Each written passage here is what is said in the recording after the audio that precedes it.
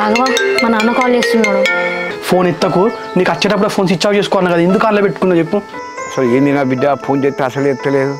అబ్బా రాఘవ, నేను ఈ టెన్షన్లో స్విచ్ ఆఫ్ చేసుకుంటే మర్చిపోయినా, ఇప్పుడు ఎట్లా? అరే మన వీడికి వచ్చింది అయితే వీళ్ళకి తెలియదు రా, వాళ్ళ డాడీ ఎందుకు ఫోన్ చేస్తాను, ఒకసారి ఎత్తి మాట్లాడమని.